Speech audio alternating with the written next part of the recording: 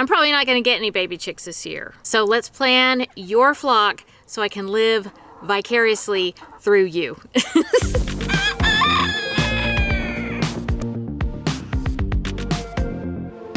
Hello friends, welcome to Chickenlandia. My name is Dahlia. I'm a backyard chicken educator, also known as the president of Chickenlandia. Raising chickens has been the best way for me to find peace and joy in my life, and I want to help you find that too.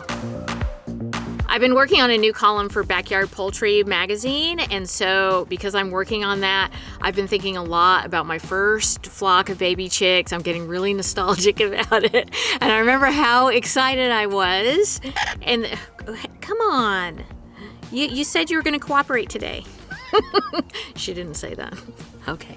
Anyway, I've been super nostalgic about my first flock, but I also remember how nervous I was. So I just want to start out by saying that you can do this, you got this. Don't be scared, don't be nervous, go for it. Let's start planning for your first flock of baby chicks. And this is the year, this is gonna be your year. And if you already have chickens, let's talk about additions. Let's talk about adding some fun to your flock, okay? And some practicality.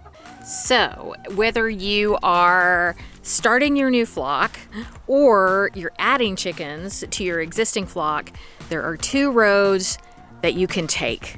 One, it's like being at the chicken crossroads, okay? You can do the practical thing, or you can sell your soul to the chicken devil and end up with something like this. Hi, bear. You look gorgeous today. Either way, you are winning. You are winning.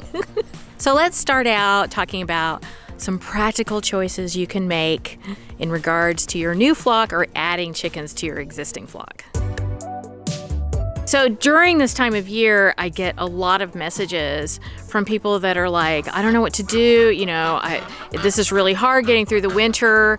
And usually what's happened is that they've chosen breeds that are not as cold hardy. And so they're having to make these decisions like, when should I supplement heat? Should I supplement heat?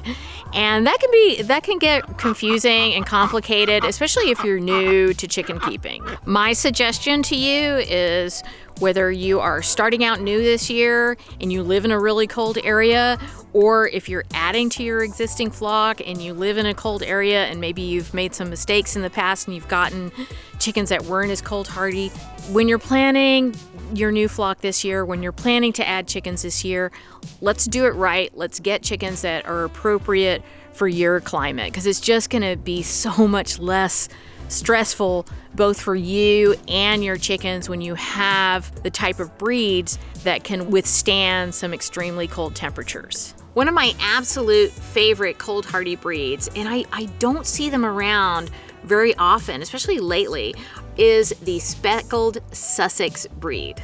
These are absolutely beautiful birds. I used to have one in my first flock. I had a speckled Sussex. I think her name was Rose. She was named Rose after, Rose Nyland from the Golden Girls. And she was just absolutely beautiful, a great layer.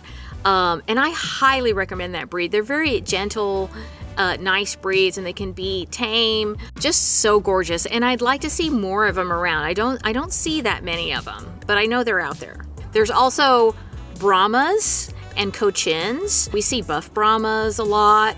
We'll see the Colombian Brahmas, but there are different colors of Brahmas that you can get, so you can really do some research and get into that. And then the standard size Cochins, I don't see as much, and they're very beautiful birds. These are heavy breeds. They've got lots of feathers. They've got feathered feet, so they're walking around with their Uggs. Another cold hardy breed that I don't see as often are Dominiques. And sometimes they get confused for Barred Rocks because they look a little bit similar, but they have a smaller comb. Barred Rocks are pretty cold hardy too. But Dominiques have that smaller comb, and just, when they have that smaller comb, it's so much easier because you don't have to worry about them getting frostbite in the winter, which can be a concern. Even if you have cold hardy breeds, if they have a little bit of a comb, sometimes it can get frostbite. But if they have that smaller comb, you don't have to worry about it as much. And these are all going to be great layers. All of these chickens are really good layers. So let's move on to some fun chickens you can get if you live in a warmer climate. There are so many fun lighter breeds that do great in hot weather. And so many of them are just so like beautiful and exotic. I just love them. I love them. One of my favorites is the Egyptian Fayomis or Fayomis, depending on who you are talking to. I used to have one. Her name was Grape, and she was super sweet, a really tame chicken. Sometimes people feel like the lighter breeds, because they're lighter, they can be a little bit more wild, they can be a little bit more flighty, but they can also have these amazing personalities. And some of them can be really tame, and Grape was super tame. Unfortunately, I lost her. Oh gosh, it was when we had COVID. It was like a couple years ago. Time just keeps going. So you guys are gonna love this one. Polish chickens. Polish chickens are pretty heat hardy, okay? And they are a lot of fun, of course. Now, I don't really recommend getting Polish when you're getting your first flock. Depending on how your personality is, but sometimes Polish are chickens that have the crest on top. For some reason, it doesn't happen to Silkies as often, but for Polish chickens, they can get pecked on, because they have those funny feathers on the top of their heads. And it's like, other chickens are like, oh, let me get that for you. So that's something to be mindful of. I don't have that problem in my flock, but other people have had that problem. So I just want to mention it. But they, Polish are so much fun. They have so much personality. I have one in my flock. Actually, I have 3 in my flock. My first one, her name is Pac-Man. I got her, I don't even know how long ago. It was a long time ago. And I did a video ages ago that she was from outer space because it seems like she is. And she's got like this funny like side do. Very funny chicken. Highly recommend. Really good layers. Andalusians are on my wish list. They are a chicken I really wish I could have, a breed of chicken I really wish I could have. They come in a few different colors, a few different varieties, and they're just really gorgeous and very heat hardy. Good layers.